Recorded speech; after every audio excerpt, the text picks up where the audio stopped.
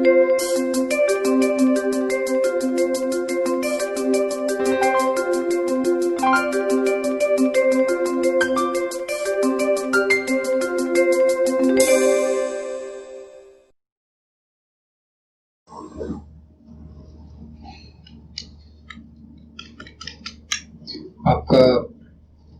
स्वागत है plus two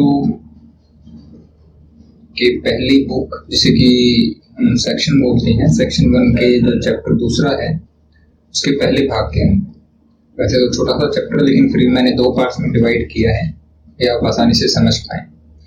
इस चैप्टर का नाम है उपभोक्ता के व्यवहार का सिद्धांत, थ्योरी ऑफ कंज्यूमर बिहेवियर।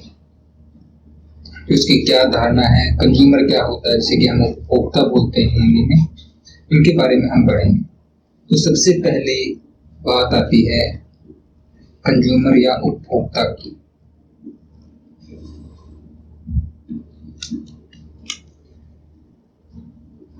उपभोक्ता किसे कहते हैं?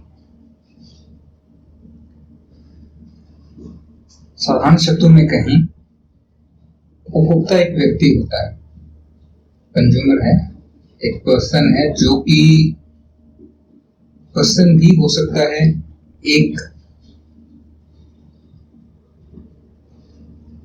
संस्था भी हो सकती है, वो एक कंपनी भी हो सकती है, जो कि गुड्स और सर्विसेज को बाय और यूज करता है, वस्तुओं और सेवाओं का जो प्रयोग करता है, जो उपभोग करता है। जनरली जब हम इकोनॉमिक्स पढ़ते हैं तो कंज्यूमर और कस्टमर में कोई ज्यादा डिफरेंस नहीं रखते हैं। एक होता है कंज्यूमर, एक होता है कस्टमर। इन दोनों को एक ही मानकर चलते हैं, लेकिन असल में दोनों में डिफरेंस है। कस्टमर मतलब क्रेता, किसी वस्तु को खरीदने वाला। कंज्यूमर का मतलब है उपभोक्ता, किसी वस्तु का उपभोग करने वाला। कस्टमर और कंज्यूमर एक भी हो सकता है और अलग अलग भी हो सकते हैं। मान लीजिए आपके घर में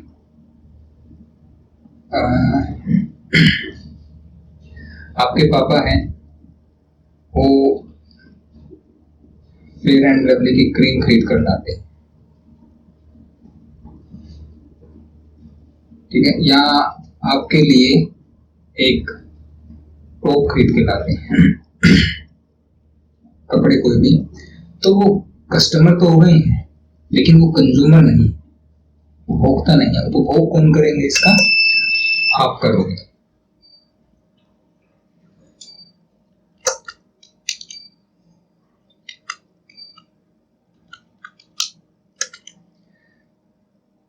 तो ये थोड़ा सा डिफरेंस होता है जो आपको पता होना चाहिए। कस्टमर है खरीदने वाला, कंज्यूमर है उसका उपभोग करने वाला।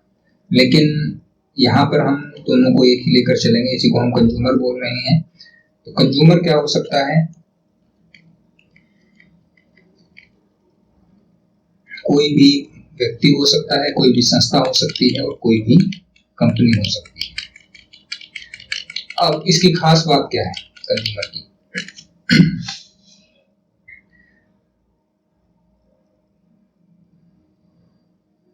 कंज्यूमर की एक आय होती है, कोई आमदनी होती है, इनकम होती है जो वो कमाता है, और उसकी कुछ आवश्यकताएं होती हैं, या हम बोलते हैं नीड्स होती है। एक निश्चित इनकम होगी, एक उसकी कुछ इच्छाएं, कुछ आवश्यकताएं या नीड्स होंगे। इनको पूरी करने के लिए उसे अपनी आमदनी को खर्च करना पड़ेगा। तो उपभोक्ता वह विवेकशील व्यक्ति है जो अपनी सीमित आय को वस्तुओं तथा सेवाओं पर खर्च करता है तथा अपनी आवश्यकताओं को संतुष्ट करता है। समझ में आ गई बात? चाहे वो संस्था है, चाहे वो कंपनी है। अब कंपनी को आप सोचोगे कि कंपनी को क्या आवश्यकता होती है? कंपनी को भी आवश्यकता होती है, उसे कोई नया प्रोडक्ट बनाना है, उसके लिए कच्चा माल चाहिए, उसके लिए उसे लेबर चाहिए, उसे काम करने वाले लोग चाहिए, तो ये उसकी भी आवश्यकताएं हैं, तो उसे पूरा करना पड़ता है, उसे अपनी आमदनी में से। ऐसे ही व्यक्ति को करना पड़ता है, ऐसे ही सरकार को भी करना पड़ता है, बहुत सारी चीजें खरीदनी पड़ती हैं। तो ये कंसेप्ट हुआ उपभोक्ता का। अब मैं आशा करता हूं कि आपको उपभोक्ता या कंज्यूमर समझ आ गया होगा कि कौन होता है। कोई व्यक्ति भी हो सकता है, कोई कंपनी भी, कोई संस्था भी, ग्रुप ऑफ पीपल, बहुत सारे लोग मिलकर भी उपभोक्ता हो सकते हैं। और खास बात क्या, इनकी एक निश्चित आय होती है, इनकम होती है, और कुछ आवश्यकताएं होती हैं। जो आय है ये हम पहले भी अर्थशास्त्र की परिभाषा में पढ़ चुके हैं। जो आय है वो सीमित है, और जो आवश्यकताएं हैं वो असीमित है।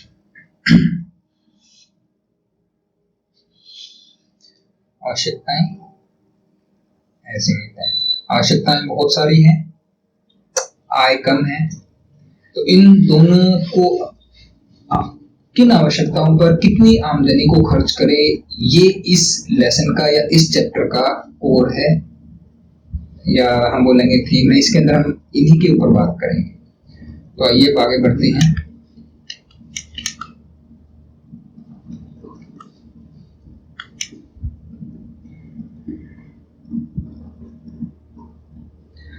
उपभोक्ता का व्यवहार, अब इसका कंसेप्ट क्या है, धारणा क्या है। उपभोक्ता व्यवहार से अभिप्राय उस विधि से है जिसके द्वारा उपभोक्ता ये चुनाव करते हैं। तो यहाँ चुनाव की बात है कि वे अपनी आय को किस प्रकार खर्च करेंगे। अपनी जो आय है, अपनी जो इनकम है, उसे किस तरह खर्च करेंगे। तो एक ही बात होती है, अपनी इनकम या आमदनी को कैसे खर्च करना है। और खर्च किसके ऊपर करेंगे, अपनी नीड्स के ऊपर। नीड्स मतलब आवश्यकताओं के ऊपर। तो ये धारणा है। उपभोक्ता व्यवहार से अभिप्राय उन तरीकों से, वो सभी तरीके जिसके द्वारा उपभोक्ता वो चुनाव करते हैं कि कौन सी वस्तु मुझे खरीदनी चाहिए। ठीक है, अब एक छोटा सा और टॉपिक है, उपयोगिता, यूटिलिटी। किसी वस्तु की वह शक्ति जिसके द्वारा आवश्यकता की संतुष्टि होती है उसे हम उपयोगिता बोलते हैं। The want satisfying power of a good is known as utility. तो किसी चीज की यूटिलिटी क्या है। आपको भूख लगी है, आप भोजन खाओगे तो आपकी जो आवश्यकता थी वो संतुष्ट हो जाती है। आप संतुष्ट हो जाते हो, हाँ मेरी भूख मिट गई। आपको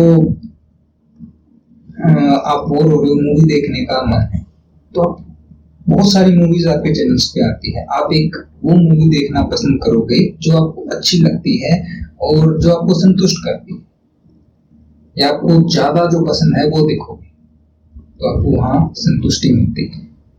तो बिल्कुल ऐसी ही हर एक वस्तु की अपनी संतुष्टि का स्तर होता है, लेवल होता है। जो सेटिस्फाइंग पावर होती है उसका एक लेवल होता है। एक वस्तु आपको ज्यादा सेटिस्फाई कर सकती है, एक वस्तु कम कर सकती है।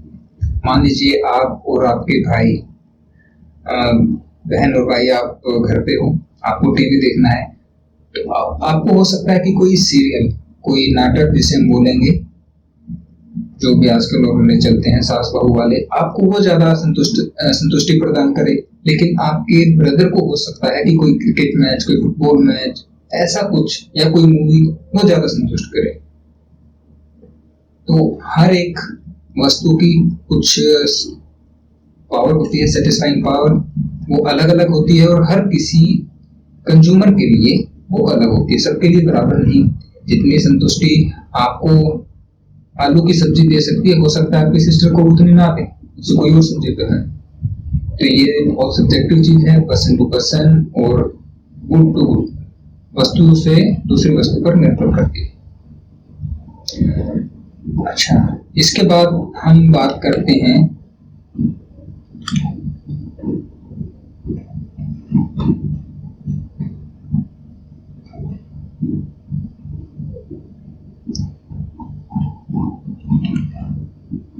जो हमने भी उपभोक्ता के व्यवहार की बात की, कैसे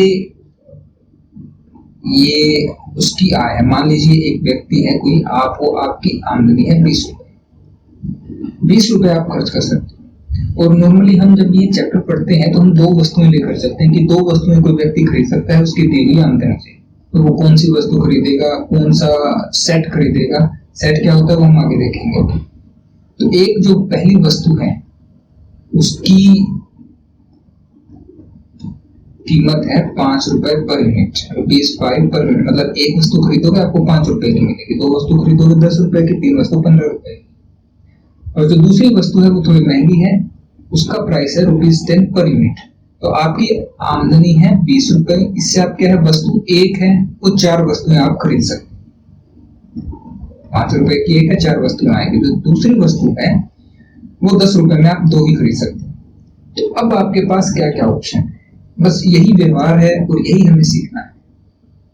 आप एक वस्तु की 4 यूनिट खरीद सकते हैं, बाय कर सकते हैं। जो दूसरी वस्तु है उसकी 2 यूनिट परचेज कर सकते हैं आपकी दी हुई इनकम से। वो इनकम कितनी है आपकी? 20 रुपीज। इस 20 रुपीज से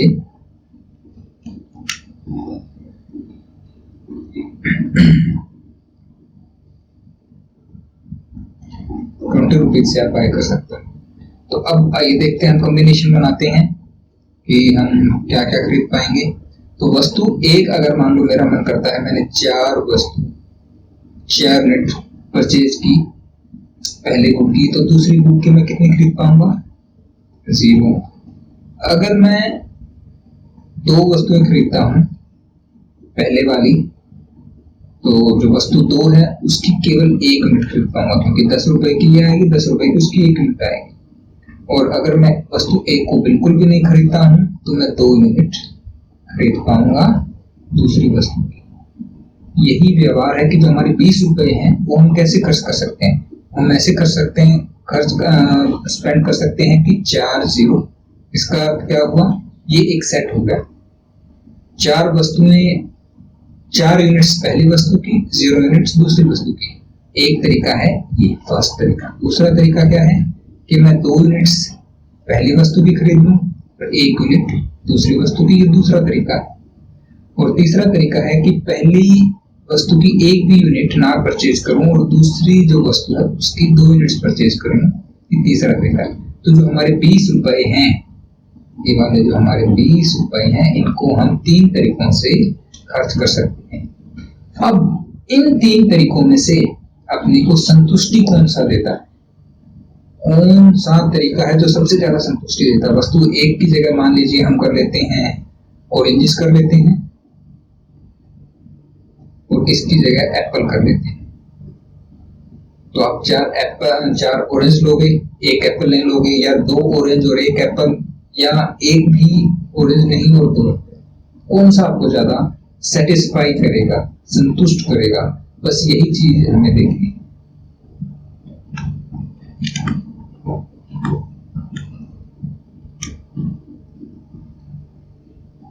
तो इसके बाद आती है बारी उपभोक्ता संतुलन, कंज्यूमर इक्विलिब्रियम। कंज्यूमर इक्विलिब्रियम इसे बोलते हैं जब उपभोक्ता दी हुई आय तथा बाजार कीमतों से प्राप्त संतुष्टि को अधिकतम कर लेता है। अब हमने पीछे 3 केस देखे थे, अगर आपको याद हो। पहले केस के अंदर हमने क्या की थी, 4 ऑरेंज और एप्पल एक भी नहीं। दूसरे में 2 ऑरेंज 1 एप्पल। तीसरे में ऑरेंज एक भी नहीं और 2 एप्पल। अब संतुष्टि इसमें भी मिलती है, संतुष्टि इसमें भी मिलती है, संतुष्टि इसमें भी मिलती है। ऐसा नहीं कि आप 4 ऑरेंज खरीद दोगे तो आपको संतुष्टि नहीं मिलेगी, लेकिन इनमें संतुष्टि जो सेटिस्फेक्शन है वो किसमें सबसे ज्यादा मिलती है, बस यही हमें देखना है। और इस जब वो सबसे ज्यादा मिल जाती है उसे ही हम उपभोक्ता संतुलन कहते हैं। When consumer maximizes his satisfaction given by his income and the market price, the consumer is said to be in a state of equilibrium. तो ये होता है कंज्यूमर इक्विलिब्रियम, इसे हम उपभोक्ता संतुलन बोलते हैं। इसके बाद हम आगे चलते हैं।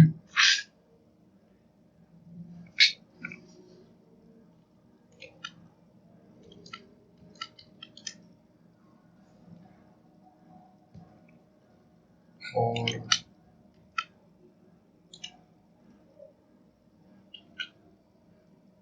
उपभोक्ता बजट के बारे में बात करते हैं। उपभोक्ता कंज्यूमर्स बजट क्या होता है? उपभोक्ता की जो निर्धारित आय है, गिवन इनकम ऑफ कंज्यूमर, उसे ही कंज्यूमर्स बजट कहा जाता है। तो जो हमने एग्जांपल लिया था उसके अंदर अगर आपको याद हो तो उपभोक्ता का बजट कितना था? 20 रुपीज, 20 रुपए अपना उपभोक्ता का बजट था। जितनी उसकी आमदनी होती है, जितना वो स्पेंड कर सकता है, उसे ही हम कंज्यूमर्स बजट बोलते हैं। और इसके बाद आती है बजट समूह।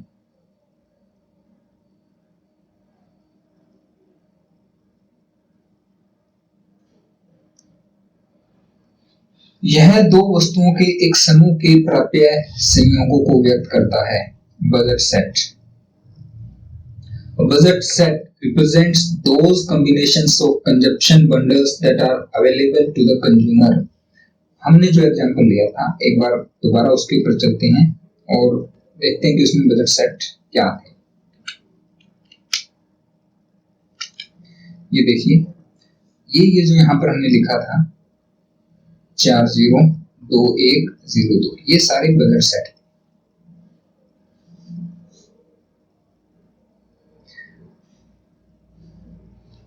उसका जो बजट है, उसकी जो आमदनी है, उसके अंदर वो कौन कौन सी वस्तुएं खरीद सकता है। तो नंबर 1 ये बजट सेट था, दूसरा ये था, तीसरा ये था। इसके अलावा कोई ऑप्शन नहीं था। हम यहाँ पे ये नहीं कहेंगे कि आधा संतरा खरीद लिया, आधा सेब खरीद लिया, ऐसा नहीं, पूरी यूनिट ही खरीदनी है। तो दी हुई आमदनी में केवल ये 3 ही तरीके थे जो कि खरीदे जा सकते हैं, इसलिए इनको ही बजट सेट कहा जाता है। तो आप समझ गए होंगे, these are budget set, these are the combinations that can be purchased with the given income। जो दी हुई आय है उसके द्वारा हम केवल यही 3 चीजें या इन 3 तरीकों से ही वस्तुओं की खरीद कर सकते हैं। एक बात ध्यान रखना, जब हमने शुरू किया तो हमने कुछ चीजें मानी थी, assumptions लिए थे कुछ कि 2 ही वस्तुएं हैं और जो आय है वो सीमित है, और जो सारी आय है उन्हीं 2 वस्तुओं के ऊपर हमें खर्च करनी है। केवल ये समझने के लिए ऐसी चीजें दी जाती हैं। तो अब आप बजट सेट भी समझ गए होंगे क्या होता है। तो यह 2 वस्तुओं के संयोग को व्यक्त करता है जो प्राप्य है। प्राप्य का मतलब खरीदी जा सकती है दी हुई इनकम से। अब आती है बजट रेखा। जो बजट लाइन है उसके बारे में हम नेक्स्ट पार्ट के अंदर बात करेंगे। कुछ और ग्राफ्स भी है, उनके बारे में बातें करेंगे। तो जितने भी ग्राफ्स हैं वो हम 3 या 4 ग्राफ्स हैं इस चैप्टर के अंदर, वो नेक्स्ट पार्ट के अंदर हम सारे एक साथ कर लेंगे। अगर आपको कोई चीज समझ ना आई हो, उपभोक्ता क्या है, बजट लाइन क्या है, ये थोड़ी थोड़ी टर्म्स है जो आगे कॉमनली यूज होगी, you can ask me. And thanks for watching.